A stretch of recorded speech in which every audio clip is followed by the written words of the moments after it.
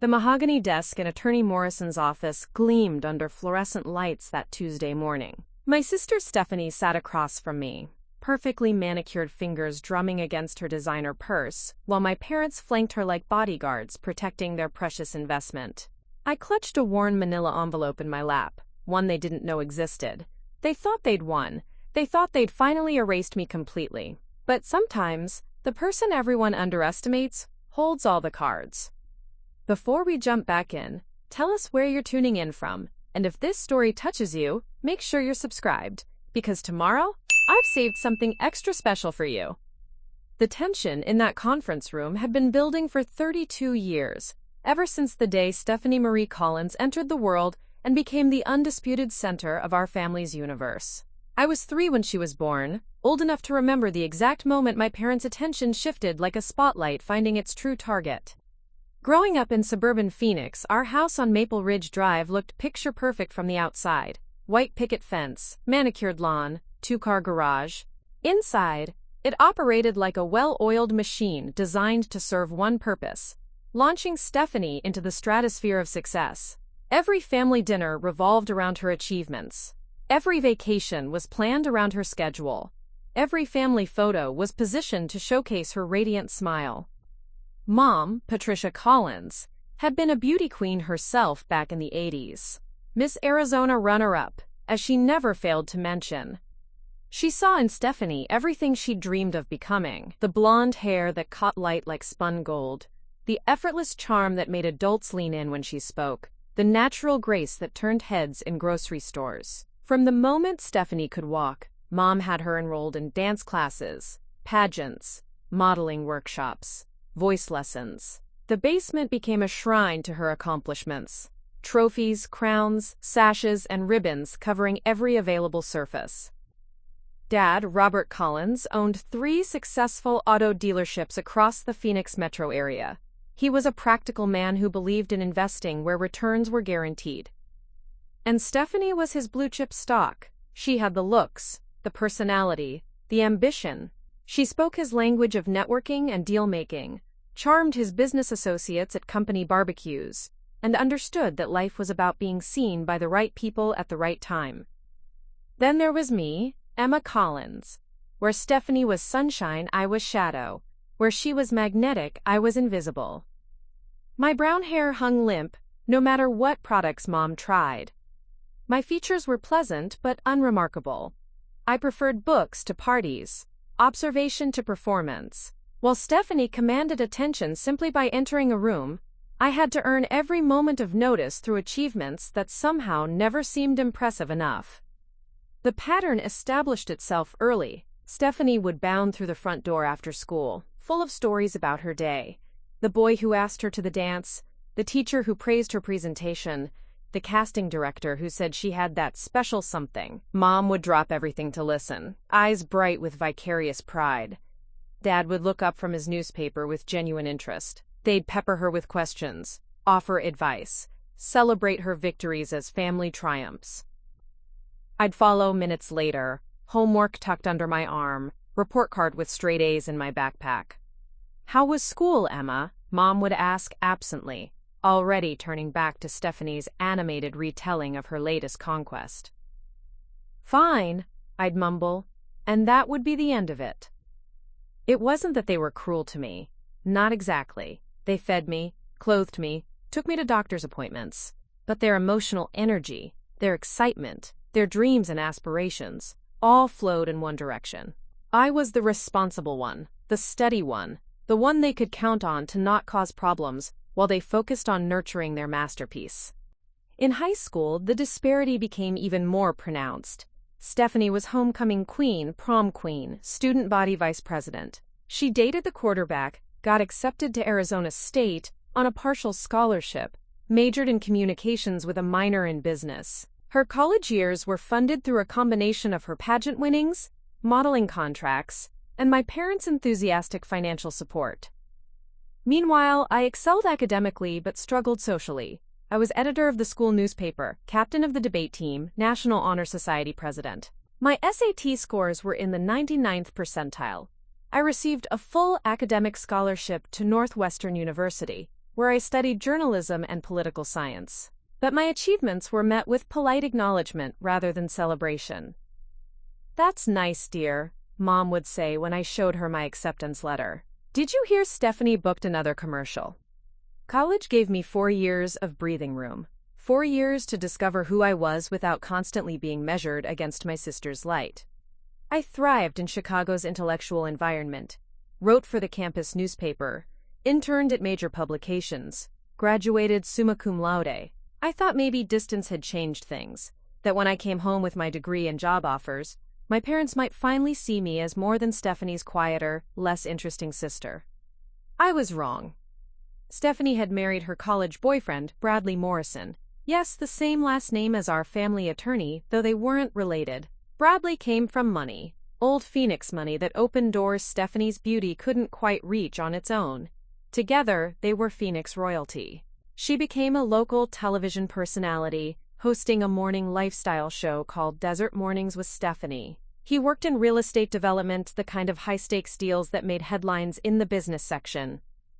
They lived in a mansion in Paradise Valley, drove matching BMWs, vacationed in Cabo twice a year. Their wedding photos graced the society pages of Phoenix magazine. Their baby shower was covered by the lifestyle reporter at Channel 12. When they announced they were trying for their first child, Mom started a nursery fund. And me? I moved back to Phoenix after graduation, took a job as a staff writer for a small investigative journalism outlet called Desert Truth. The pay was modest, the hours long, but the work mattered. I covered municipal corruption, environmental issues, stories about people who'd been overlooked or ignored by the mainstream media. I rented a small apartment in an up-and-coming neighborhood, drove a 10-year-old Honda Civic, and slowly built a reputation as a thorough, fearless reporter. My parents attended exactly one of my award ceremonies when I won the Arizona Press Association's prize for investigative reporting. They left early because Stephanie had a photo shoot for a local fashion boutique. "We're so proud," Mom said as she gathered her purse, "but you understand." I always understood. That was my role in the family ecosystem, to understand, to accommodate, to make room for Stephanie's larger-than-life presence. Even when it hurt, even when the unfairness of it all made my chest tight with unexpressed frustration, I understood. What I didn't understand, sitting in that conference room 24 hours after Dad's funeral, was how they could look me in the eye and act surprised by what was about to happen. Did they really think I'd spent 32 years invisible, that I'd never learned to see the things they tried to hide? Did they believe their own mythology so completely that they'd forgotten I was Robert Collins' daughter too? The manila envelope in my lap felt heavier than it should have, weighted with secrets and second chances. Attorney Morrison was still shuffling through papers, his silver hair catching the morning light streaming through the blinds. Mom sat rigidly beside Stephanie, her composure perfect despite the circumstances. Dad had been gone less than 48 hours, but she'd already had her hair done, her nails freshened. Appearances mattered, even in grief. Stephanie kept checking her phone, probably coordinating with the funeral home about the reception or fielding condolence messages from her extensive social network. Her black dress was designer, her jewelry understated but expensive. She looked every inch the grieving daughter, the responsible eldest child prepared to carry on the family legacy. They had no idea what was coming. Attorney Morrison cleared his throat, signaling the beginning of the end of everything they thought they knew about Robert Collins and his carefully constructed world. The man they'd buried yesterday had been planning this moment for 5 years, ever since the day he'd finally seen what I'd been trying to show him all along. Sometimes the person everyone underestimates has been watching, learning, waiting for exactly the right moment to reveal the truth. Preparing and narrating this story took us a lot of time, so if you are enjoying it, subscribe to our channel. It means a lot to us. Now back to the story. Attorney Morrison adjusted his wire-rimmed glasses and opened the leather portfolio that would reshape our family forever. The morning sun had shifted, casting long shadows across the polished conference table, and I could hear the distant hum of Phoenix traffic through the 20th floor windows of Morrison and Associates. "Before we begin," he said, his voice carrying the weight of 40 years in estate law, "I want to express my deepest condolences. Robert was not just a client, he was a friend. His passing is a tremendous loss." Mom dabbed at her eyes with a tissue, though I noticed her makeup remained perfectly intact. Stephanie reached over and squeezed her hand, the picture of filial devotion. I sat quietly, the manila envelope still pressed against my thighs, its contents burning like a secret I wasn't ready to release. The will we're reading today, Morrison continued, was executed 18 months ago and represents Mr. Collins' final wishes regarding the distribution of his estate. He pulled out a document bound in blue backing, official seals visible along the margins. The estate's total value, after debts and expenses, is approximately $14.7 million. Stephanie's eyes widened slightly, not with grief but with calculation. I watched her mentally spending the money before Morrison had finished speaking. Mom's posture straightened, her business instincts kicking in despite the circumstances. "To my beloved wife, Patricia Ann Collins," Morrison read, his tone formal but not unkind, "I leave our primary residence at 2847 Maple Ridge Drive, including all furnishings and personal effects, along with the sum of $1 million to ensure her comfortable maintenance of said property." Mom nodded, unsurprised. They'd discussed this arrangement years ago, back when Dad's health was good and estate planning seemed like a distant necessity. The house was worth at least $2 million in Phoenix's current market, so she was inheriting roughly $3 million total, enough to maintain her lifestyle but not enough to be extravagant. "To my daughter, Stephanie Marie Collins Morrison," Morrison continued, and I felt the temperature in the room shift as everyone leaned forward. "I leave the entirety of Collins Automotive Group, including all 3 dealership locations, associated properties, inventory, and business accounts. Additionally, I leave her the vacation home in Sedona, the investment portfolio managed by Meridian Financial, and the remaining liquid assets, totaling approximately $10.2 million. The silence that followed was deafening. Stephanie's hand flew to her mouth, though whether in shock or triumph, I couldn't tell. Bradley, who'd been checking emails on his phone, looked up sharply, dollar signs practically visible in his pupils. Mom turned to embrace Stephanie, tears flowing freely now, tears of joy, relief, vindication. "Oh, sweetheart," Mom whispered, "he knew. He always knew you were destined for great things." I felt something cold settle in my stomach, not surprise exactly, but a familiar ache of confirmation. Even in death, Dad had chosen his golden child. The business he'd built from nothing, the wealth he'd accumulated over 4 decades, the legacy he'd constructed, all of it flowing to Stephanie like water finding its natural course. Morrison cleared his throat again, and I realized he was looking at me with something that might have been sympathy. "To my daughter, Emma Catherine Collins," he read, and the room fell quiet again, though the energy had shifted from anticipation to polite obligation. "I leave the sum of $500,000, to be held in trust and released upon her 35th birthday, provided she remains unmarried and childless at that time." The words hit me like a physical blow. $500,000. A generous sum to most people, but a fraction of what Stephanie had inherited. And the conditions, the cruel, deliberate conditions that revealed exactly what Dad thought of my life choices, my priorities, my worth as a daughter. Stephanie's sharp intake of breath was followed by an uncomfortable laugh. "Daddy always worried about Emma," she said, though her tone suggested she found his concerns more amusing than touching. "He thought she was too focused on work, too independent. He just wanted her to find happiness." "The conditions are quite specific," Morrison continued, ignoring Stephanie's commentary. "Miss Collins must provide documentation of her unmarried status and proof that she has no children, biological or adopted, at the time of distribution. Should she marry or have children before age 35, the inheritance will instead be donated to the Phoenix Animal Shelter in her name." I was 32. 3 years to remain exactly as I was, alone, childless, apparently disappointing, or forfeit even this meager acknowledgement of my existence. The message was clear. Dad saw my single status not as a choice but as a failure, something to be corrected or punished.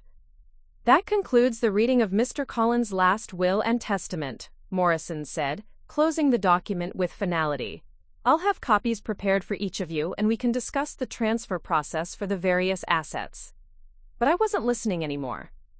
The envelope in my lap seemed to pulse with its own heartbeat, demanding attention. This was the moment. The moment I'd been preparing for since Dad had slipped it to me 3 weeks ago during what everyone thought was just another awkward family dinner. I'd arrived at the house that Sunday evening, expecting the usual performance. Mom fussing over Stephanie's latest television appearance, Dad asking Bradley about his newest development project, everyone politely including me in conversations that clearly weren't meant for me. But as I helped clear the dinner dishes, Dad had intercepted me in the kitchen. "Emma," he'd said quietly, glancing toward the dining room where the others were discussing Stephanie's upcoming contract renewal, "I need to give you something." He'd pressed the manila envelope into my hands, his fingers trembling slightly, whether from age or emotion I couldn't tell. "Don't open it until after the will reading," he'd whispered. "Promise me." I'd promised, though confusion had clouded my thoughts. Why the secrecy? Why the dramatic timing? Dad wasn't typically given to mysterious gestures, especially not toward me. Now, sitting in Morrison's office as my family celebrated Stephanie's windfall, I understood. This envelope wasn't just a gift, it was a test. A test of whether I'd learned to fight for myself, whether I'd finally grown tired of being invisible. "Actually," I said, my voice cutting through their excited chatter, "there's something else."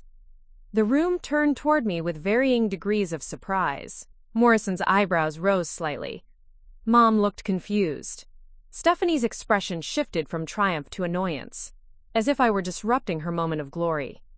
"I have something that might interest everyone," I continued, standing slowly and placing the envelope on the conference table. The manila paper looked ordinary, unremarkable, but I could feel its power radiating outward like heat from a flame. "Emma, what is this?" Mom asked, her voice sharp with something between curiosity and irritation. "This isn't the time for—" "Actually, Mrs. Collins," Morrison interrupted, his attention focused entirely on the envelope, "this might be very much the time." He leaned forward, studying the document I was revealing. "Is that—" "Dad's handwriting," I confirmed, unfolding the papers carefully. "He gave this to me 3 weeks ago, told me to wait until after the will reading." The atmosphere in the room had changed completely. The celebration evaporated, replaced by tension thick enough to cut with a knife. Stephanie's face had gone pale, her earlier confidence cracking like ice on warm pavement. "What does it say?" she demanded, her voice higher than usual. I looked down at Dad's familiar scrawl, the careful block letters he'd used for important documents throughout his life. At the top of the first page, in bold, unmistakable print, "Codicil to the last will and testament of Robert James Collins." Below that, a single paragraph that would change everything. "This document serves to modify and supersede certain provisions of my will dated March 15, 2022. Upon further reflection and recent discoveries regarding my daughter's true characters and capabilities, I hereby invoke the alternate distribution plan outlined in my second will, dated September 3, 2023, which was filed separately with Morrison and Associates under sealed instructions." Morrison's face had gone completely white. He was rifling through his files with increasing urgency, pulling out folders and checking labels. There should be, give me just a moment." "What discoveries?" Stephanie's voice was barely above a whisper, but it carried clearly in the stunned silence. "Daddy, what discoveries?" I looked at her directly for the first time all morning, really looked at her. The perfect makeup, the designer clothes, the carefully cultivated image of success and entitlement. She was beautiful, charming, accomplished in her way, but she was also something else, something Dad had finally seen clearly in his final months. "You know what discoveries, Stephanie," I said quietly. "The question is whether you're going to make me say it out loud." The manila envelope lay empty now, its contents spread across Morrison's conference table like evidence in a trial. And in a way, that's exactly what this was. A trial that had been building for 32 years, with a verdict that no one except Dad and I had seen coming. Morrison had found the sealed file. His hands shook slightly as he broke the wax seal, and I knew that whatever came next would either vindicate every quiet year I'd spent in the shadows, or destroy the last thread connecting me to the family that had never quite known how to love me. The second will was about to speak for itself. The wax seal cracked under Morrison's trembling fingers like a dam breaking. I watched his face transform as he scanned the first page of the second will, his practiced composure crumbling into something resembling shock. In 40 years of estate law, I suspected he'd never encountered anything quite like what my father had orchestrated. This is... Morrison's voice trailed off as he continued reading. This is highly unusual. Robert filed this document with very specific instructions. It was only to be opened if someone presented the corresponding codicil. Stephanie had gone from pale to ashen. What does it say? She demanded, her polished television voice cracking around the edges. Just read it. Whatever game Daddy was playing, just get it over with. But Morrison wasn't ready to read yet. He was methodically examining each page, checking signatures, verifying seals. The lawyer in him needed to ensure everything was legally sound before he dropped what I suspected would be a nuclear bomb on my family's carefully constructed reality. The document appears to be properly executed, he finally said, setting the pages down with reverent care. Witnessed, notarized, filed according to Arizona state law. Robert was... thorough. Of course he was thorough, Mom snapped, her grief morphing into irritation. Robert never did anything halfway, but why all this secrecy? Why not just write one will and be done with it? I knew the answer to that question, but I let Morrison explain. Some truths carried more weight when delivered by someone in a $3,000 suit behind a mahogany desk. According to the documentation here, Morrison said, adjusting his glasses, Mr. Collins became aware of certain irregularities in his business operations approximately 5 years ago. He hired a private investigative firm, Blackstone Security, to conduct a comprehensive audit of Collins Automotive Group. The temperature in the room seemed to drop 10 degrees. Stephanie's hand flew to her throat, where a delicate gold necklace suddenly looked like it was choking her. Bradley, who'd been largely silent until now, straightened in his chair with the alertness of a man who'd just heard sirens in the distance. What kind of irregularities? Mom asked, though her voice had lost its edge. She was beginning to understand that this wasn't just about money anymore. Morrison lifted a thick folder that had been sealed inside the second will's envelope. Embezzlement, he said simply. Systematic theft from company accounts, falsified invoices, diverted payments. The investigation revealed that over a 3-year period, approximately $2.4 million was stolen from Collins Automotive Group. The silence that followed was different from before, not anticipatory, but suffocating. I could hear the air conditioning cycling on, the distant sound of traffic 20 floors below, the rapid breathing of people whose world was imploding in real time. That's impossible, Stephanie whispered. Daddy would have confronted whoever was stealing from him. He would have had them arrested. He did confront the perpetrator, Morrison continued, opening the investigative file. On December 15th, 5 years ago, the meeting was recorded, as were several subsequent conversations. Robert kept detailed documentation of everything. I remembered that date. It was the day after Stephanie's big Christmas party, the annual event where she invited everyone who mattered in Phoenix's social scene. Mom had spent weeks planning it, and Dad had seemed unusually quiet during the festivities. Now I understood why. Morrison pulled out a transcript bound in plastic. The individual responsible for the theft had access to company accounts through her position as liaison between Collins Automotive and Morrison Development, her husband's company. She used this access to create false billing schemes, redirect payment authorizations, and gradually siphon funds into personal accounts. Bradley's face had gone gray. He'd stopped pretending to check his phone and was staring at the transcript like it might burst into flames. Stephanie, meanwhile, had begun shaking her head in slow, mechanical denial. No, she said. No, this is wrong. I would never. Daddy knew I would never. The evidence is quite comprehensive, Morrison said, not unkindly, but without mercy either. Bank records, email communications, forged signatures. Your father's investigators were very thorough, Mrs. Morrison. The formal use of her married name felt like a judgment in itself. She was no longer Stephanie Collins, Daddy's golden girl. She was Mrs. Morrison, a woman who'd stolen from her own father's business to fund her lifestyle. But he never said anything, Mom protested. Robert never mentioned any of this to me. If Stephanie had done what you're suggesting, he would have... He gave her a choice, I interrupted, speaking for the first time since Morrison had begun reading. All eyes turned to me, and I felt a strange calm settling over my shoulders like a familiar coat. "Didn't he, Stephanie?"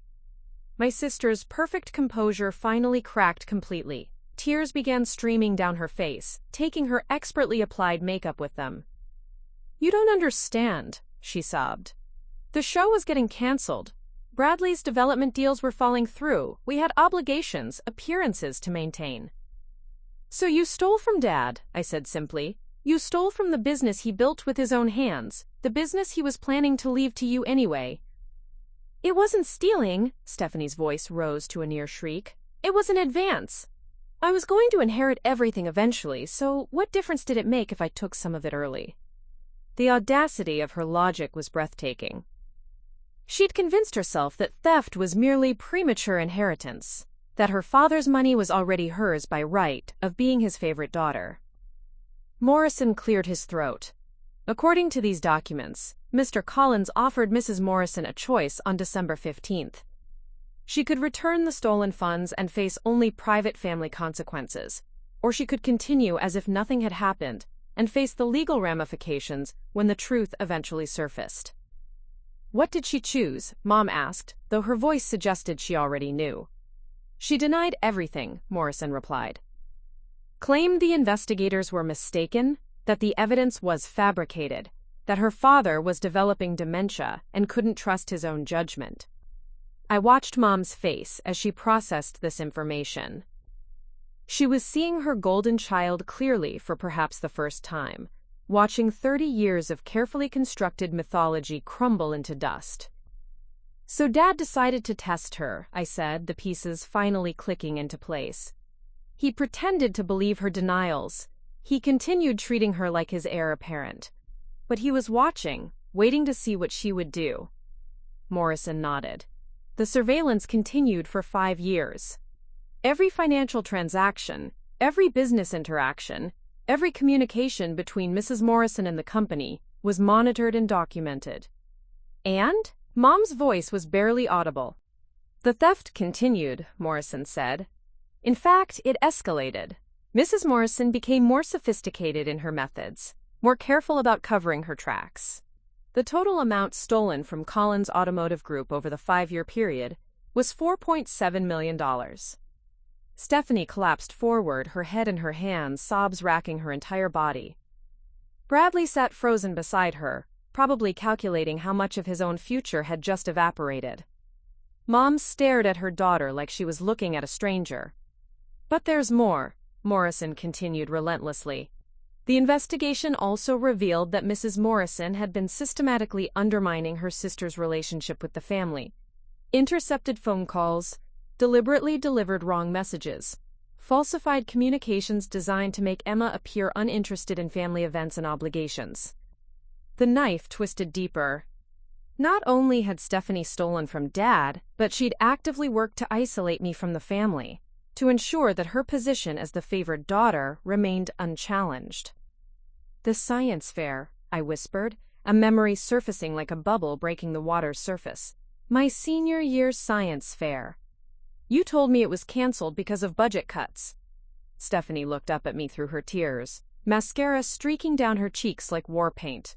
"Emma, But Dad was there, wasn't he?" I continued, the truth crystallizing with painful clarity. "He waited for me. He sat in those metal folding chairs for 3 hours, waiting for me to show up to present my project on groundwater contamination." Morrison consulted his files. According to the investigative report, Mr. Collins attended the Camelback High School Science Fair on May 14, 2009. He was recorded by school security cameras arriving at 2 p.m. and leaving at 5:15 p.m. The event concluded at 5 p.m. "He waited," I breathed. "He waited for me, and I never came because you told me it was canceled." "I was protecting you," Stephanie cried out desperately. "You were so serious, so intense about everything. I thought if you won another award, if you got more attention, it would make things harder for everyone else." "You mean it would make things harder for you?" I corrected. "You couldn't stand the idea that someone might notice me instead of you, even for one afternoon." The room fell silent, except for Stephanie's continued sobbing. I felt something shifting inside me, Not anger exactly, but a kind of crystalline clarity I'd never experienced before. For 32 years, I'd blamed myself for being invisible, for not being enough to earn my family's attention. Now I understood that I'd been deliberately erased. Morrison shuffled through more papers.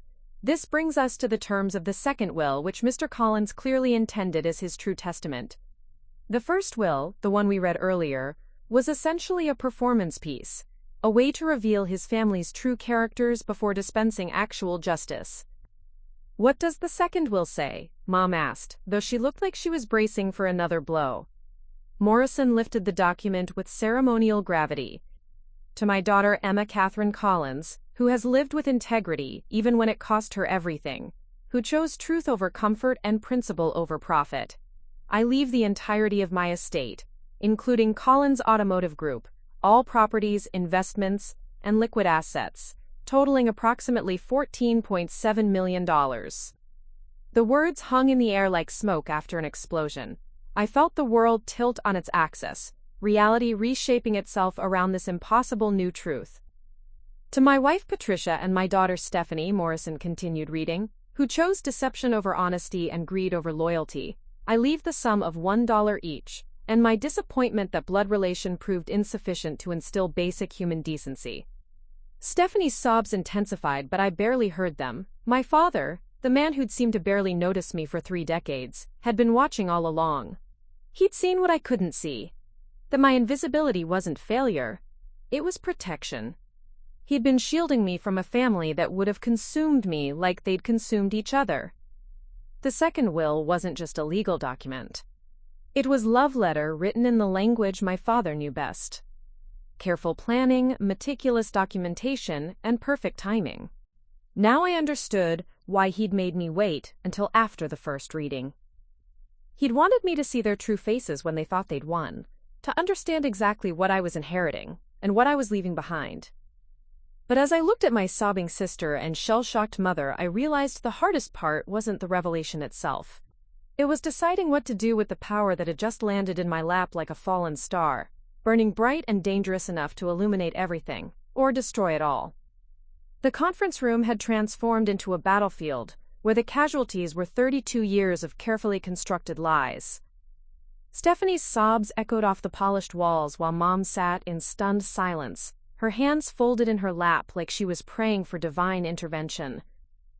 Bradley had gone completely silent, his phone finally abandoned as he calculated the legal implications of being married to a woman who'd embezzled nearly $5 million. But I wasn't focused on their shock anymore. Something else was building inside me. Not triumph, not vindication, but a cold, crystalline anger that had been compressed for decades and was now finding its voice. 5 years, I said, my words cutting through Stephanie's theatrical weeping. For 5 years, you knew Dad was watching you, knew he'd caught you stealing, and you kept doing it anyway.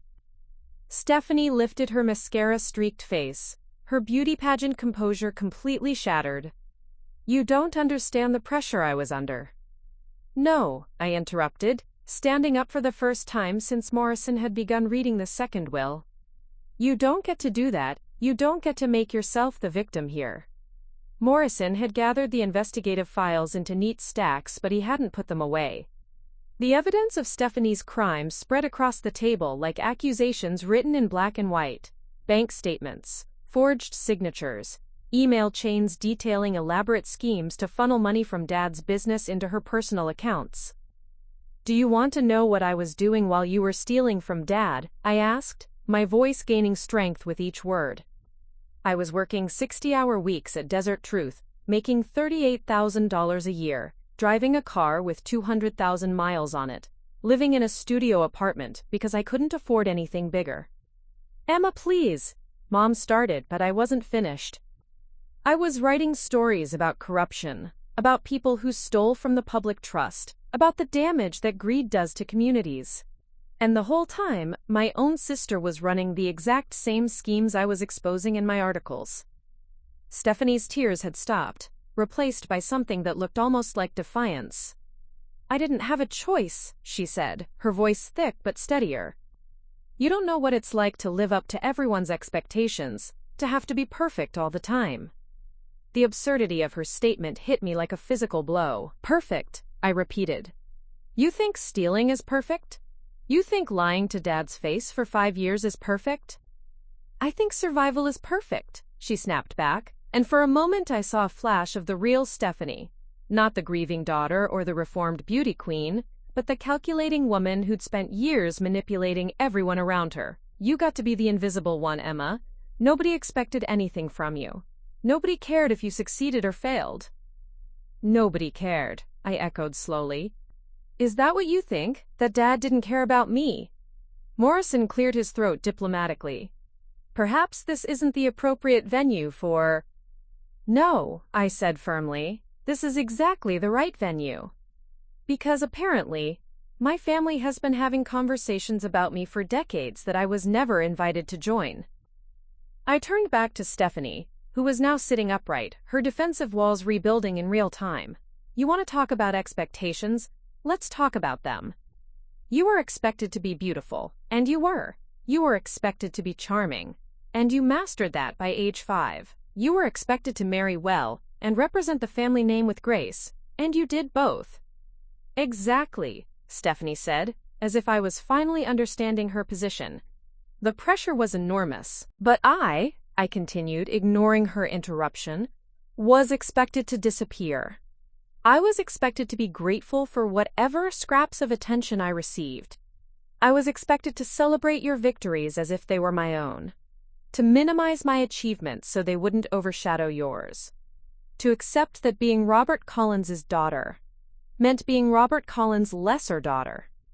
Mom had gone very still, her face pale but attentive. For the first time in years, she was really listening to me speak. "And you know what the most incredible part is?" I said, feeling something unlock in my chest that had been sealed for 32 years. "I met those expectations perfectly. I disappeared so completely that you forgot I was capable of being anything else."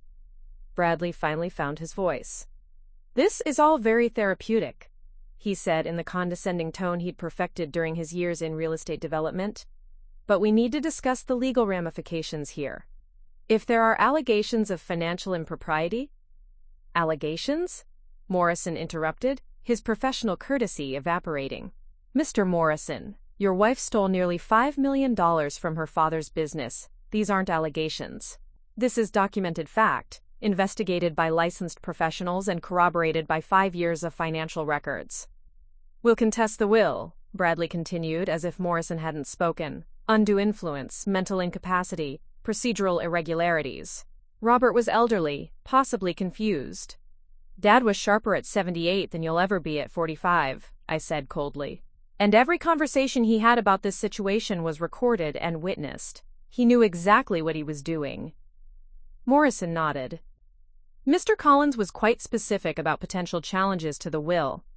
He anticipated that certain parties might question his mental capacity, so he underwent comprehensive psychological evaluation 6 months ago.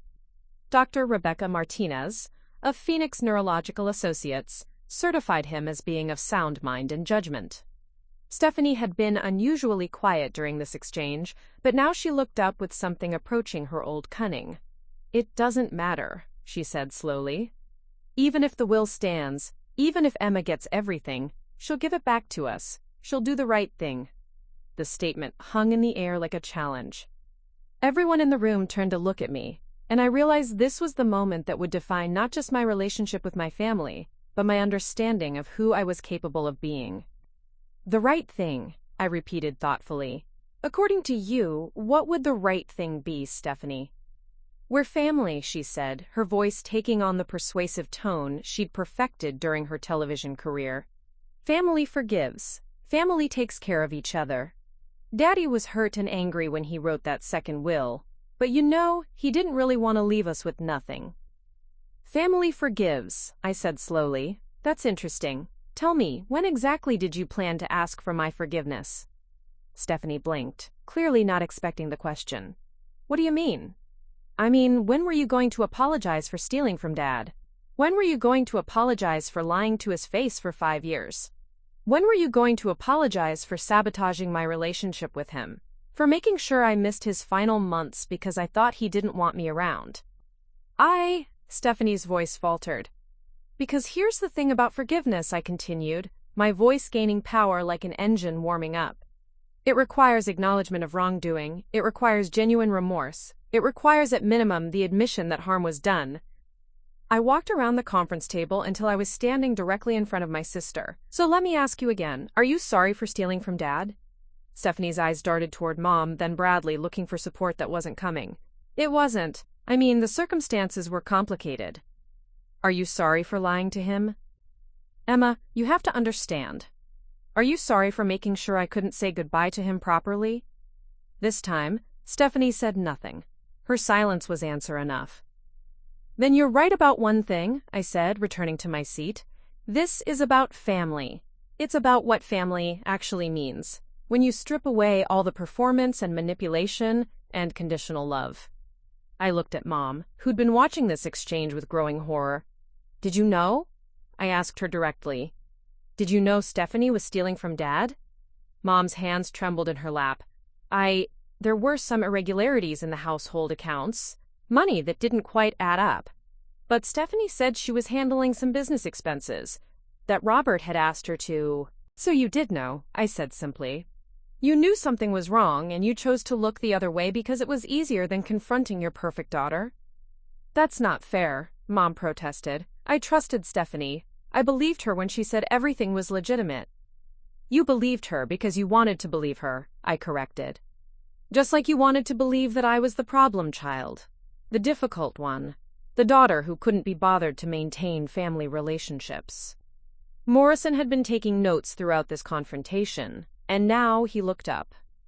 Miss Collins, I should inform you that as the primary beneficiary of your father's estate, you have several options regarding the criminal activity that's been uncovered. The statute of limitations hasn't expired on most of these transactions.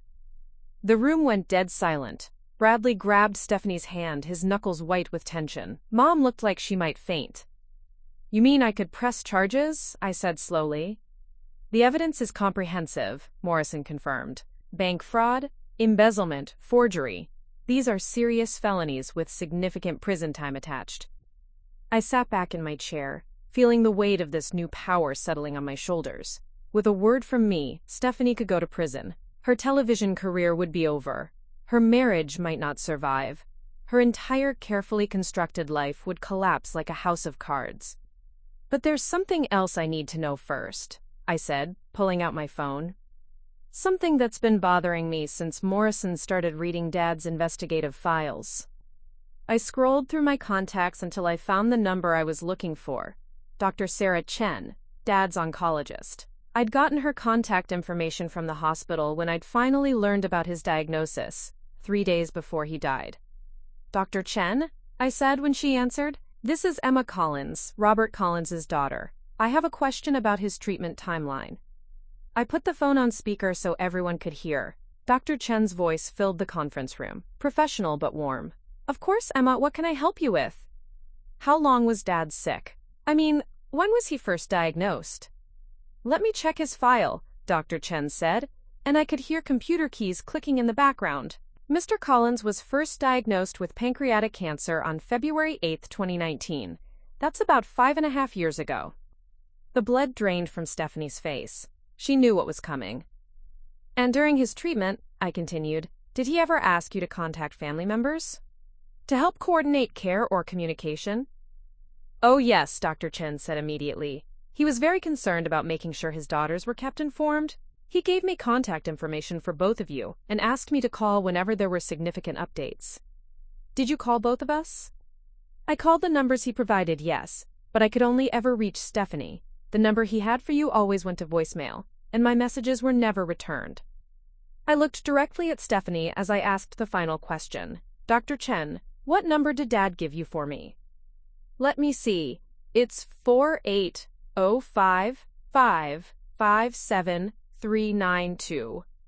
That's not my number, I said quietly. That's never been my number. My number is 480555347, and it's been the same for 8 years. Dr. Chen paused. Oh my, I'm so sorry, Emma. If I'd known there was an error in our records. It's not your fault, I assured her. Thank you for your time. I hung up and looked at my family. My mother who'd chosen willful blindness, my brother-in-law who was calculating legal strategies, and my sister who'd stolen from a dying man while making sure his other daughter couldn't say goodbye. So I said finally, let's talk about what family really means. The silence after I hung up with Dr. Chen was different from the previous silences. This one carried the weight of finality. There would be no more revelations, no more shocking discoveries. Everything was laid bare now. The theft, the lies, the systematic exclusion from my father's final years. The only question remaining was what I would do with the truth. Stephanie sat frozen in her chair, her hands clasped so tightly in her lap that her knuckles had gone white. The confident television personality who'd walked into this office 3 hours ago had been stripped away, leaving behind someone I barely recognized. Someone who looked small and frightened and desperately young despite being 34 years old. 5.5 years, I said, my voice steady despite the storm of emotions churning in my chest. Dad was sick for 5.5 years, and you made sure I never knew until it was too late to matter. Emma, Stephanie started, but her voice cracked and she stopped. You what? I pressed. You were protecting me? You thought it would be easier if I found out when he was already dying? Or were you just afraid that if I came back, if I spent time with him during his treatment, he might remember why he loved me?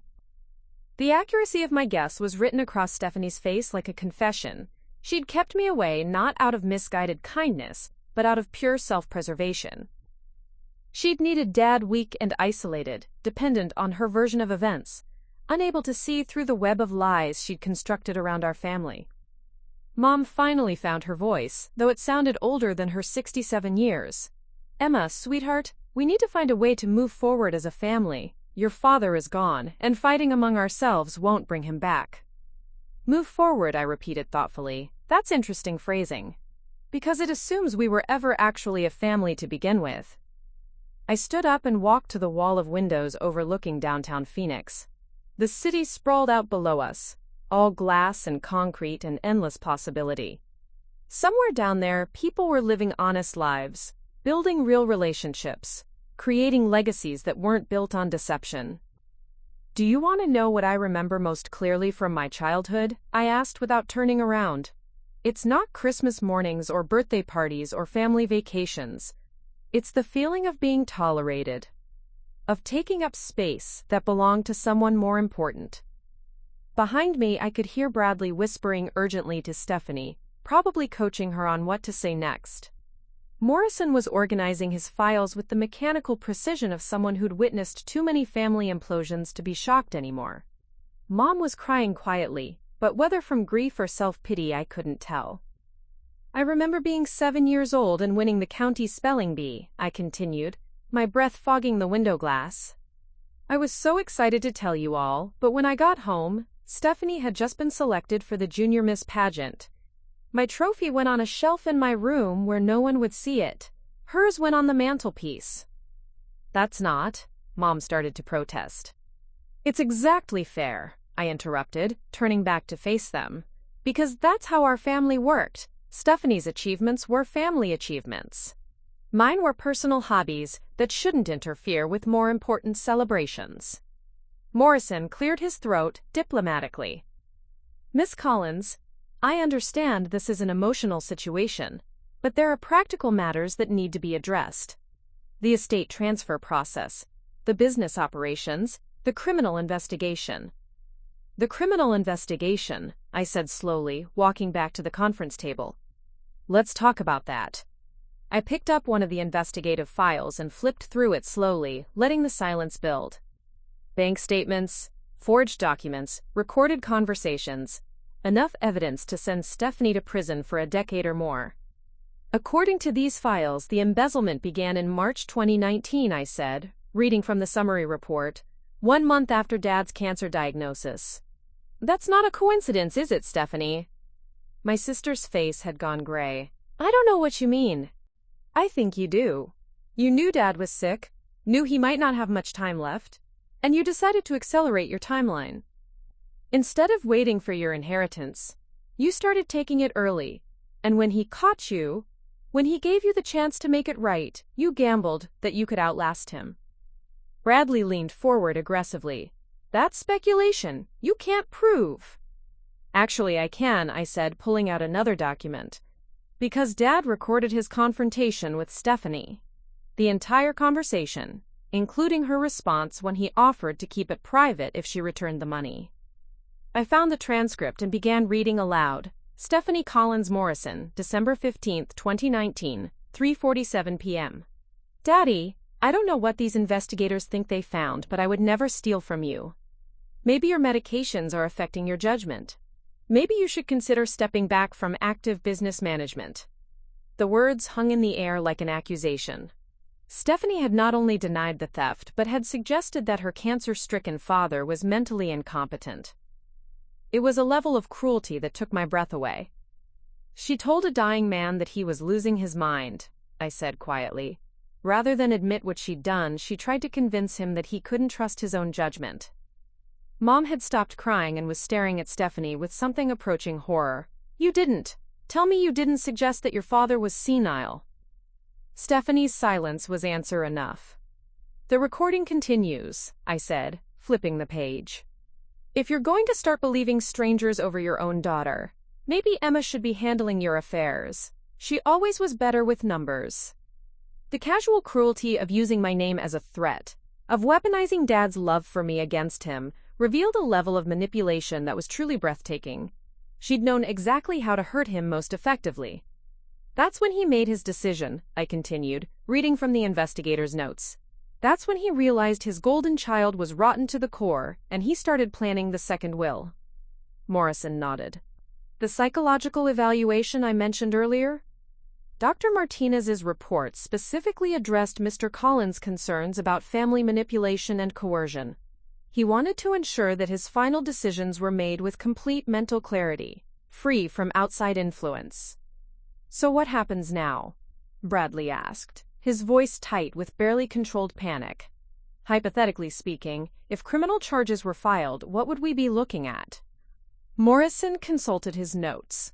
"Given the amount stolen and the duration of the scheme, we'd be looking at felony embezzlement, bank fraud, forgery, and potentially racketeering charges. In Arizona, that could mean 15 to 20 years in state prison." Stephanie made a sound that might have been a whimper. The television career, the social status, the carefully constructed life, all of it would disappear behind prison walls.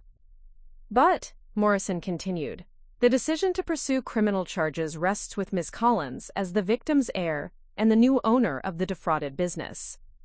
All eyes turned to me again. I was holding my family's future in my hands, the power to destroy or preserve lives with a single decision.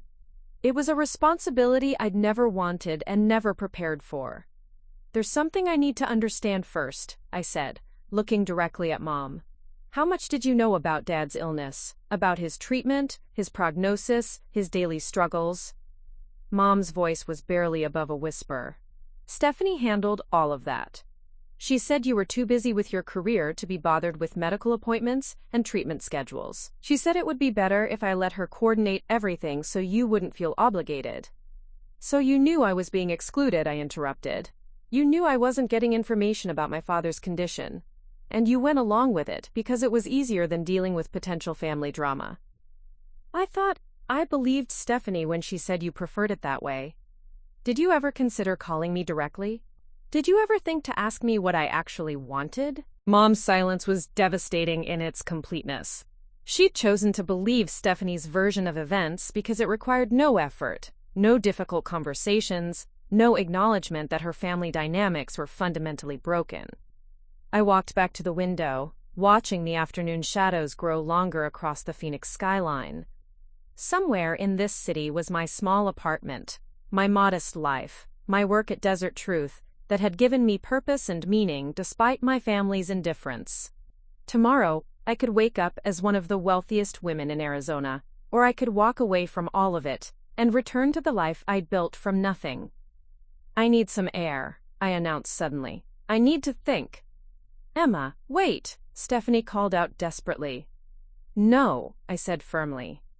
I've spent 32 years waiting for you to acknowledge that I exist, waiting for this family to treat me like I matter. Now you can wait for me." I walked out of Morrison's office and took the elevator down to street level. The Phoenix heat hit me like a wall, but I welcomed it. The intensity was honest, uncomplicated, unlike everything I'd left behind in that air-conditioned conference room.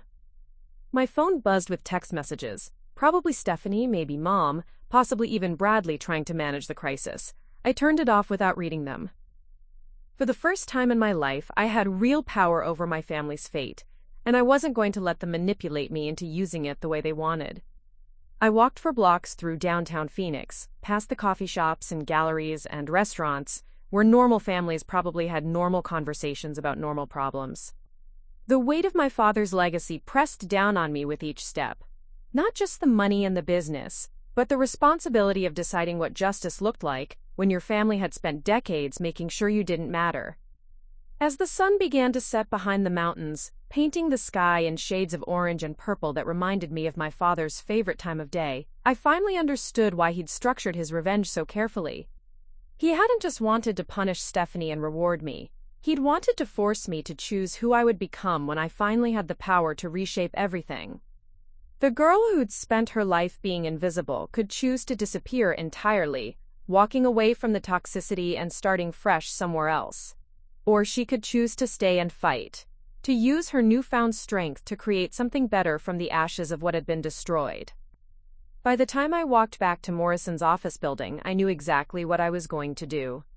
The only question was whether my family would survive the consequences of my decision. I drove aimlessly through Phoenix for 2 hours after leaving Morrison's office, my hands gripping the steering wheel like it was the only thing anchoring me to reality. The city blurred past my windows, strip malls and palm trees, adobe houses and glass office buildings. But I wasn't really seeing any of it. My mind was replaying every family gathering, every missed phone call, every moment I'd felt like an outsider in my own family, now understanding that it hadn't been accidental at all. Eventually, I found myself parked outside Desert Truth's offices, a converted warehouse in Roosevelt Row where the rent was cheap and the coffee was strong. I'd spent 6 years in this building, pursuing stories about corruption and injustice, never realizing the biggest story of my life was unfolding in my own family. The irony was so sharp it actually made me laugh, a bitter, hollow sound that echoed in my empty car. My phone had been buzzing constantly since I left the law office. Texts from Stephanie, voicemails from Mom, even a formal message from Bradley's attorney requesting a meeting. I ignored them all. Whatever they had to say could wait until I figured out what I wanted to hear. Instead, I called the one person who might have answers to questions I didn't even know how to ask yet. "Margaret Blackstone," came the crisp voice on the other end of the line. "Ms. Blackstone, this is Emma Collins. Robert Collins was my father. I believe your firm conducted an investigation for him?" There was a pause, then a softening in her tone. "Emma, yes. Your father mentioned you often during our meetings. I'm very sorry for your loss." "Thank you. I was wondering if we could meet. I have some questions about the investigation, things that didn't come up in the will reading." "Of course. Are you available this afternoon? I'm at my office downtown." "I'll be there in 20 minutes. Blackstone Security occupied the 15th floor of a glass tower in downtown Phoenix, the kind of place that radiated competence and discretion. Margaret Blackstone herself was a woman in her early 60s with silver hair and intelligent gray eyes that seemed to catalog everything they saw. She led me into a conference room that looked nothing like Morrison's mahogany and brass establishment, modern, minimalist, focused on function rather than intimidation. "Your father was one of our most thorough clients," she began, settling into her chair across from me. "When he first came to us 5 years ago, he suspected financial irregularities but hoped he was wrong. By the time we finished our investigation, he knew he'd been betrayed in ways that went far beyond money." She opened a file that was easily 3 inches thick. "What specifically would you like to know?" "Everything," I said. "I want to understand exactly what happened, when it started, how deep it went. The lawyer gave us the highlights, but I need the full picture." Margaret nodded approvingly. "Your father said you were the journalist in the family. He thought you'd want to see the complete evidence." She pulled out a timeline meticulously documented with dates, amounts, and methods. The theft began approximately 7 years ago, shortly after your sister's television show started struggling with ratings. Initial amounts were small, a few thousand here and there, disguised as legitimate business expenses. But it escalated, I said, studying the progression of numbers. Dramatically, as the show's future became more uncertain and her husband's development projects hit roadblocks, the amounts increased. She became more sophisticated in her methods, creating false vendor accounts, forging authorization signatures, manipulating electronic transfers. Margaret turned the page to reveal a detailed breakdown of how Stephanie had used her position as liaison between Collins Automotive and Morrison Development to create a complex web of financial deception. The most disturbing aspect, Margaret continued, wasn't the theft itself, but the psychological manipulation that accompanied it. Your sister didn't just steal money. She systematically worked to isolate you from your father to ensure her position remained secure. The wrong phone number was just the beginning, I said, remembering Dr. Chen's revelation. Correct. We documented dozens of intercepted communications, messages meant for you that were redirected or simply deleted. Invitations to family events that never reached you. Even social media posts about your father's condition that were blocked from your view. Margaret pulled out a folder labeled Communication Analysis and spread its contents across the table. Screenshots of text messages, email chains, social media interactions, a digital paper trail of deliberate exclusion. Here, she said, pointing to a series of text exchanges. Your father sent multiple messages to what he thought was your number, asking about your work, expressing pride in your journalism awards, sharing articles he thought you'd find interesting. All of these messages went to a phone that Stephanie controlled. I stared at the messages, reading my father's words that I'd never received. I won a state press award last year for an investigation into municipal corruption. I never understood why he didn't congratulate me. He did, Margaret said gently, showing me a screenshot. He sent a message saying, "Proud of my investigative reporter. You're doing the work that matters most." When you didn't respond, he sent follow-up messages asking if he'd offended you somehow. The grief hit me like a physical blow. For a year, I'd carried the hurt of thinking Dad didn't care about my biggest professional achievement. Meanwhile, he'd been reaching out, trying to connect, probably wounded by what he perceived as my silence. There's more, Margaret said, pulling out another section of the file. Your sister didn't just intercept communications. She actively fed your father false information about your feelings toward him. What kind of false information? She told him you were embarrassed by the family business, that you looked down on him for not having a college education, that you'd expressed wishes that he would stop trying so hard to connect with you.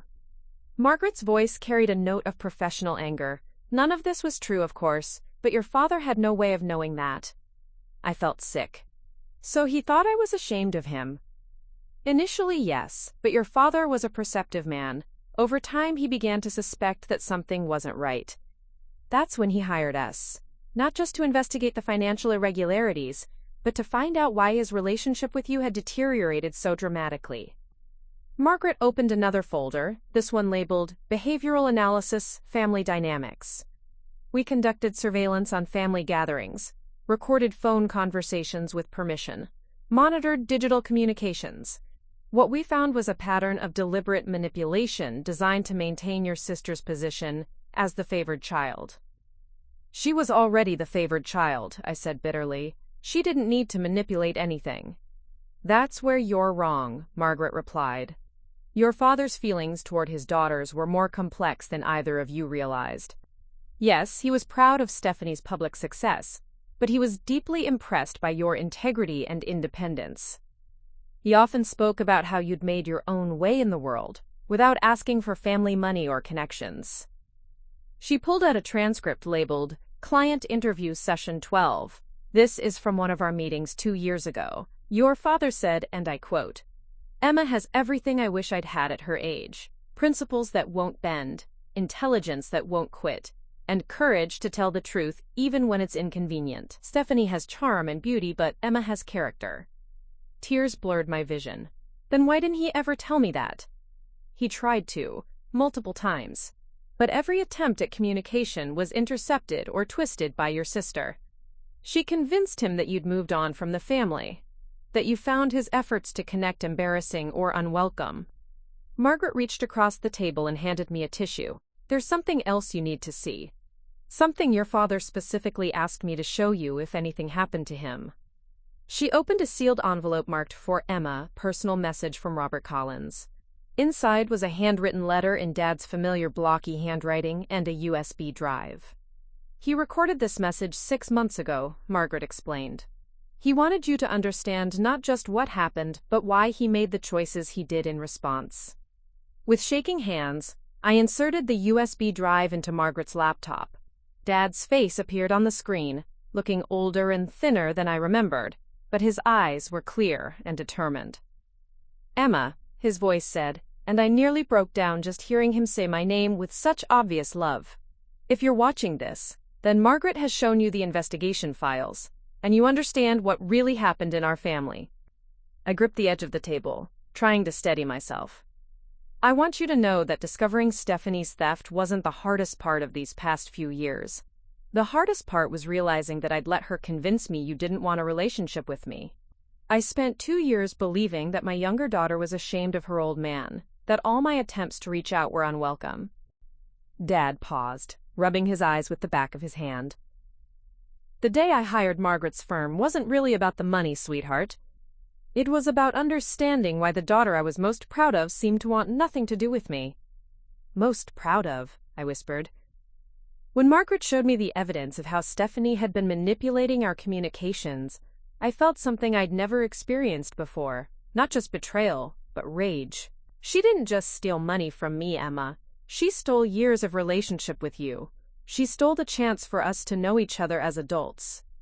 Dad leaned forward, looking directly into the camera. "But she couldn't steal my love for you or my respect for the woman you've become. Every article you've written, every corrupt official you've exposed, every injustice you've fought, I've followed all of it. I have a scrapbook in my desk drawer with every story you've published. I am so damn proud of you I could burst." The tears were flowing freely now, and I didn't try to stop them. "The will, the second will, the money, none of that is really about the money, Emma. It's about making sure you understand that you were never the problem in this family. You were never invisible to me. You were the daughter who reminded me of who I wanted to be." Dad's voice grew stronger, more determined. "I'm leaving you everything not because you're more deserving than Stephanie, though God knows you are, but because I trust you to know what to do with it. I trust your judgment, your compassion, your sense of justice. Whatever you decide about your sister, about the family, about the future, I trust you completely." The recording ended with Dad simply saying, "I love you, Emma Catherine Collins. I have always loved you. I will always love you. Never doubt that." I sat in Margaret's conference room for a long time after the video ended, crying for everything I'd lost and everything I'd found. Dad hadn't just left me money and a business. He'd left me the truth, documented and irrefutable, about who I really was in his eyes. "There's one more thing," Margaret said gently, pulling out a final folder. "Your father asked me to give you this, regardless of what you decide about criminal charges against your sister." Inside the folder was a business plan, professionally prepared and thoroughly researched, for something called the Collins Foundation for Investigative Journalism, a nonprofit organization designed to support independent reporters, fund investigative projects, and provide legal defense for journalists facing retaliation. "He wanted you to have options," Margaret explained. "The money could continue Collins Automotive, or it could start something entirely new, something that matched your values and your goals." I stared at the business plan, at the detailed budgets and mission statements, at Dad's handwritten notes in the margins expressing his excitement about supporting the kind of work I'd dedicated my life to pursuing. For the first time since Morrison had begun reading the wills, I felt something other than grief and anger. I felt possibility. "Margaret," I said finally, "I need to ask you something, and I need you to be completely honest with me." "Of course." "Based on everything you've discovered, everything you've documented, what would you do if you were in my position?" Margaret considered the question carefully. "I'd remember that justice isn't just about punishment, Emma. Sometimes it's about making sure the truth has consequences that actually matter. Your sister destroyed trust, stole years of relationship between you and your father, and used family bonds as weapons. The question isn't whether she deserves consequences, it's what consequences will actually serve justice. I nodded, understanding. The power Dad had given me wasn't just financial, it was moral. And now I had to decide how to use it. 3 days after my meeting with Margaret Blackstone, I did something I hadn't done in over 2 years. I drove to the house on Maple Ridge Drive. The same white picket fence, the same manicured lawn, the same perfect suburban facade that had hidden so many ugly truths for so long. But this time, I wasn't coming as the invisible daughter hoping for scraps of attention. I was coming with power, with knowledge, and with a decision that would reshape everything. Mom's BMW was in the driveway, along with Stephanie's Range Rover. They were waiting for me, just as I'd known they would be. My text message that morning had been simple. We need to talk. All of us. 3 o'clock. No pleasantries, no explanations, just the kind of direct communication I'd learned in my years as a journalist. I sat in my car for a moment, looking at the house where I'd grown up feeling like a guest in my own family. The irony wasn't lost on me that I was now returning as the person who controlled their financial future. Dad would have appreciated the poetic justice of it. The front door opened before I could knock. Mom stood there in her perfectly coordinated outfit, beige slacks, cream blouse, pearls that had probably cost more than my monthly rent. But her face looked older somehow, worn down by 3 days of uncertainty and the crushing weight of consequences finally arriving. "Emma," she said, her voice carefully modulated, "thank you for coming." "I didn't come for you," I replied simply. "I came because there are things that need to be said." Inside, the house looked exactly the same as it had during my childhood, immaculate, decorated to impress, every surface polished to reflect the image of success Mom had worked so hard to maintain. But knowing what I now knew about the money that had paid for all this perfection, it felt different. Tainted. Stephanie was sitting on the living room couch, looking smaller than I'd ever seen her. Gone was the television personality's polished confidence, replaced by something raw and uncertain. Her husband Bradley sat beside her, but there was distance between them, physical and emotional space that spoke volumes about how their marriage was handling the revelation of her crimes.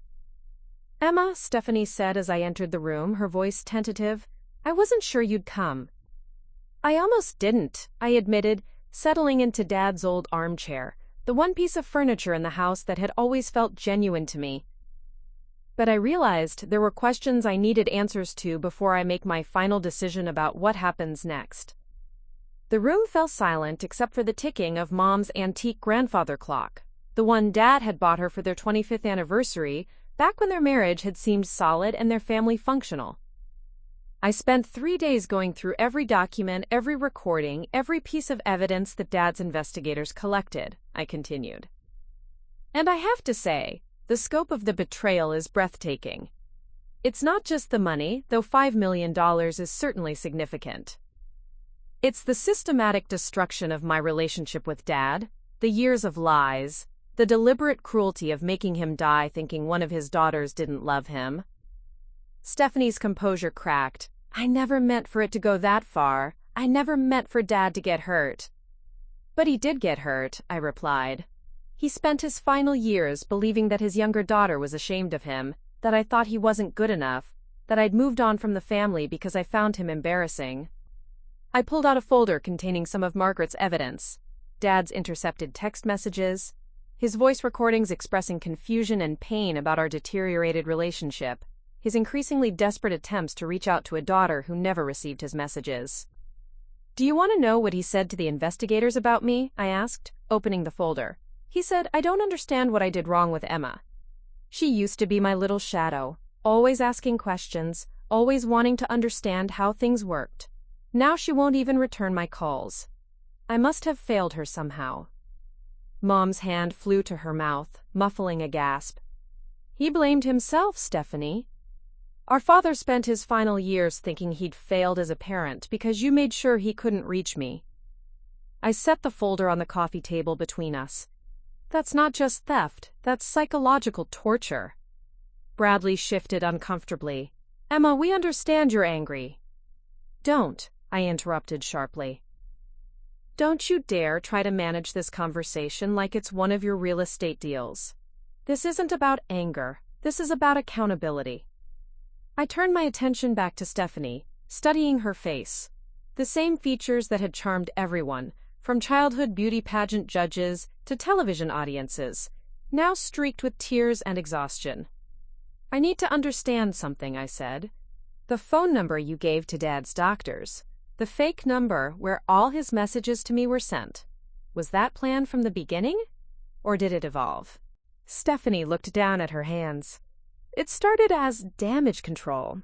When Dad first got suspicious about the money, I was terrified he'd involve you in reviewing the books. You're so thorough, so good at finding things that don't add up. I thought if I could just keep you at a distance until I figured out how to fix everything. So you deliberately gave his oncologist the wrong contact information. Yes, she whispered. And when Dad tried to text me directly, you had those messages redirected to a phone you controlled. Yes. And when he asked you why I never responded, never called, never seemed to care about his condition, what did you tell him? Stephanie was crying now, but I felt no sympathy. These weren't tears of genuine remorse. They were tears of someone finally facing consequences for choices she'd made over and over again for years. I told him you were busy with your career, she said through her sobs. I said you'd mentioned that family obligations felt like distractions from your important work. The cruelty of it took my breath away.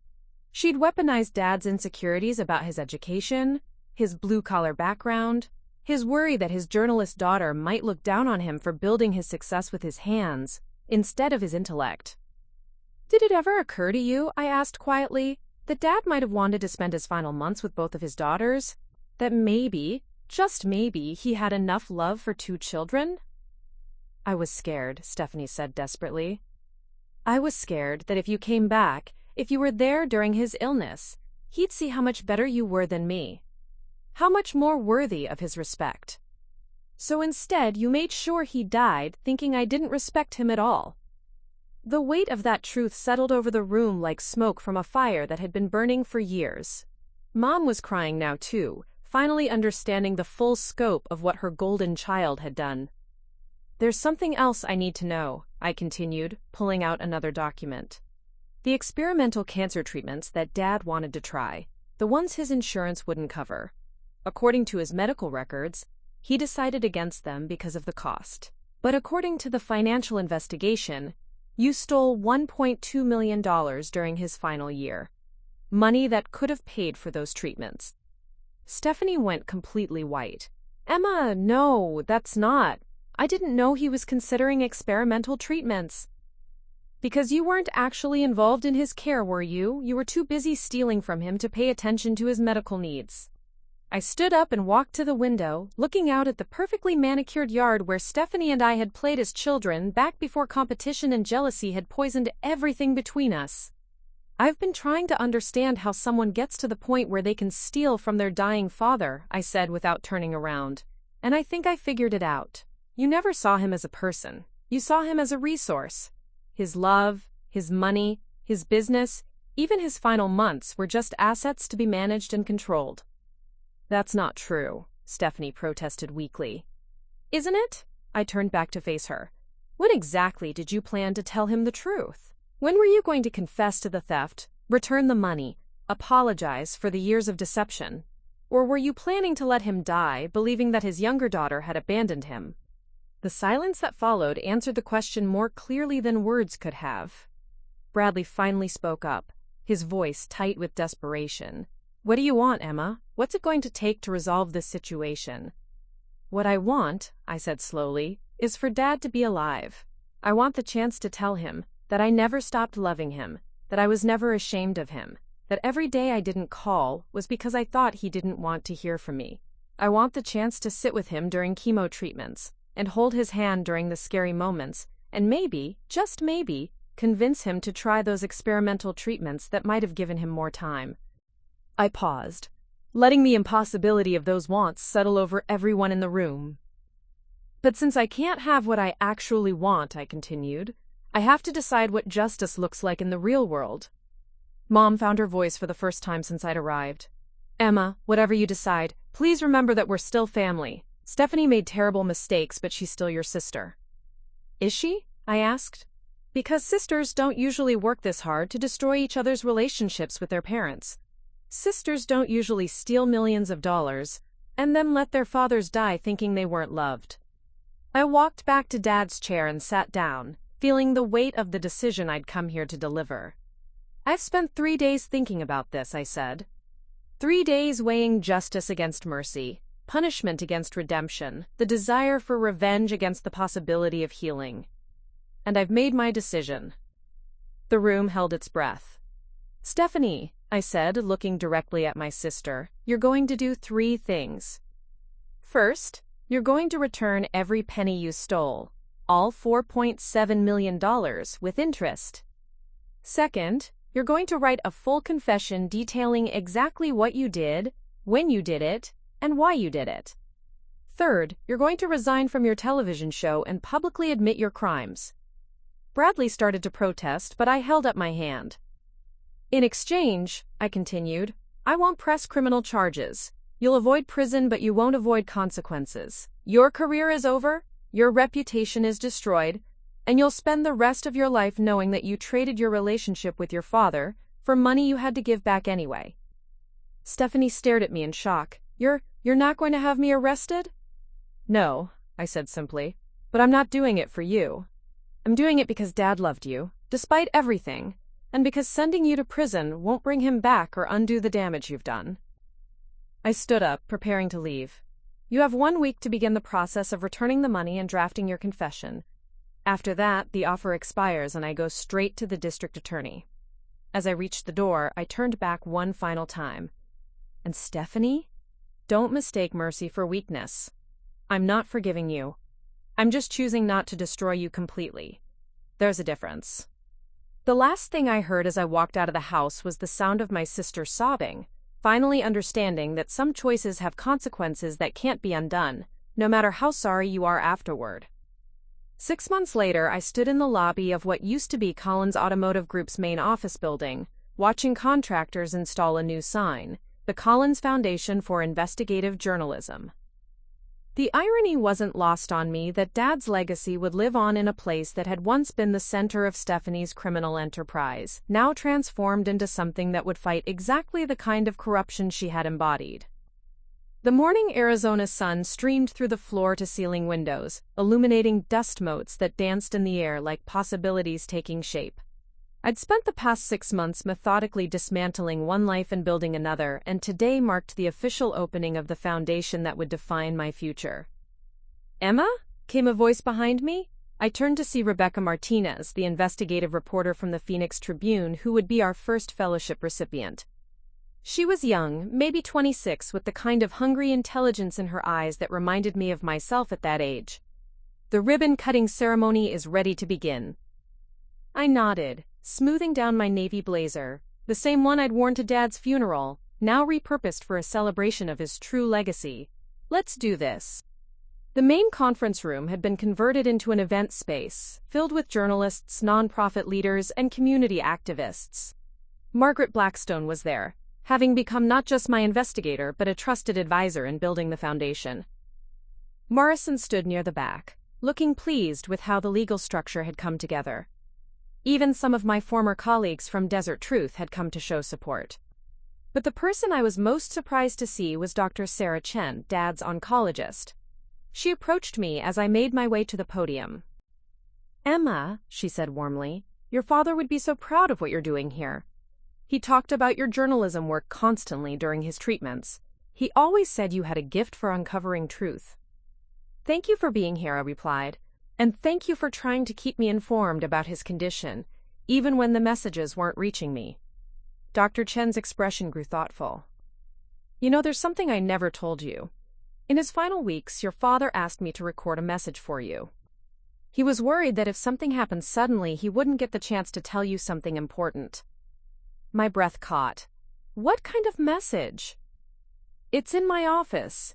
I've been meaning to reach out to you, but with everything that's happened. She paused. Would you like me to send it to you? Yes, I said immediately. Please. As Dr. Chen moved away, I felt that familiar mix of grief and anticipation that had become my constant companion. Even 6 months after his death, Dad was still finding ways to reach out to me, still leaving breadcrumbs of love for me to discover. The ribbon-cutting ceremony went smoothly. I spoke about the Foundation's mission to support independent journalists investigating corruption, to provide legal defense for reporters facing retaliation, and to train the next generation of investigative professionals. I talked about Dad's belief that democracy depended on people willing to ask uncomfortable questions and demand honest answers. What I didn't talk about was Stephanie. True to my ultimatum, she had begun the process of financial restitution within the week. The confession had been harder for her to write. Multiple drafts, each one revealing just how deep her self-deception had run. When she finally published it in the Phoenix Tribune, the response had been swift and merciless. Her television show was canceled within hours. Endorsement deals evaporated. The carefully constructed public persona she'd spent years building crumbled in a single day. The money had been harder to recover. Much of it had been spent on lifestyle expenses that couldn't be easily returned. Vacations, renovations, designer clothes, luxury cars. Stephanie had been forced to sell the Sedona house, liquidate her jewelry collection, and take out loans against Bradley's real estate holdings. The process was humiliating and financially devastating, exactly as I'd intended. Mom had tried to intervene several times, calling me with tearful pleas for leniency. "She's learned her lesson," she would say. "Isn't losing everything punishment enough?" But I'd held firm. Stephanie hadn't just stolen money. She'd stolen time, trust, and the chance for reconciliation with a dying father. Some crimes required proportional consequences. The strangest part had been the public reaction to Stephanie's confession. While many people expressed shock and disappointment, there had also been an unexpected amount of sympathy, not for her actions, but for the pressure she'd been under to maintain an impossible image of perfection. Several articles had been written about the toxic culture of social media influence and the psychological toll of living for public approval. I'd found myself in the uncomfortable position of being painted as both victim and avenger in the media coverage. Some outlets portrayed me as the noble sister who'd chosen mercy over revenge. Others suggested I'd been too lenient, that someone who stole from a dying parent deserved prison time. I'd stopped reading the coverage after the first week, focusing instead on the practical work of building something positive from the wreckage. After the ceremony, I retreated to my new office, Dad's old office actually, which I'd renovated but kept some of his personal touches. His desk remained, along with the bookshelf where he'd kept his collection of automotive trade magazines and, I'd discovered, every article I'd ever published. Margaret had been right about the scrapbook, but it had been more than that. He'd kept everything, from my high school newspaper editorials to my most recent investigative pieces, organized by date and carefully preserved in protective sleeves. I was reviewing grant applications when my phone buzzed with a message from Dr. Chen. "Audio file attached. Your father recorded this 2 weeks before he passed. He made me promise to make sure you heard it someday." With trembling fingers, I opened the attachment and pressed play. Dad's voice filled the office, weaker than in the video message Margaret had shown me, but still unmistakably his. "Emma, sweetheart, if you're hearing this, then Dr. Chen kept her promise and found a way to get this to you." I closed my eyes, letting his words wash over me. "I don't have much time left, and there are things I need you to know. First, I want you to understand that everything I did with the wills, with the investigation, with the evidence I left behind, none of it was about punishment. It was about truth. I needed you to know the truth about what happened in our family, and I needed you to understand that you were never the problem." He paused, and I could hear the sound of medical equipment beeping in the background. "But there's something else, something I couldn't put in the legal documents or the video messages. I'm dying, Emma, and I'm scared. Not of death itself, but of leaving things unsaid, of having you go through life thinking your father didn't see you, didn't value you, didn't love you completely." Tears were streaming down my face now. "You are the best thing I ever helped create. Not the business, not the money, not any of the material success. You, your integrity, your compassion, your refusal to compromise your principles even when it would be easier. You are proof that I did something right in this world." Dad's voice grew stronger, more determined, Whatever you decide to do with what I've left you, the money, the business, the evidence about Stephanie, I trust your judgment completely.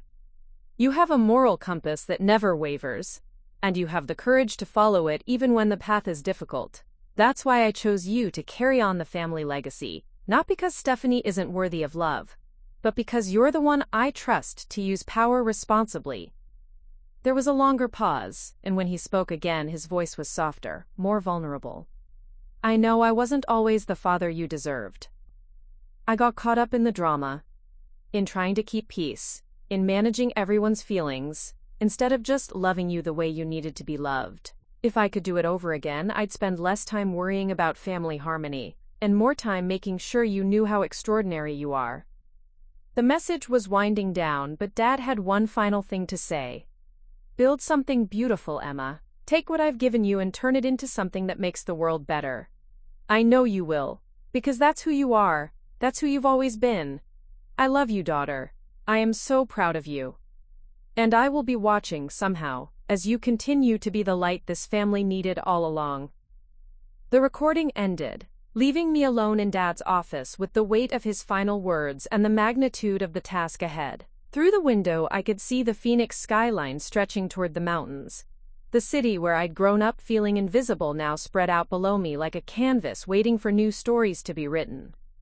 My phone rang, interrupting my thoughts. The caller ID showed a number I didn't recognize. Emma Collins speaking.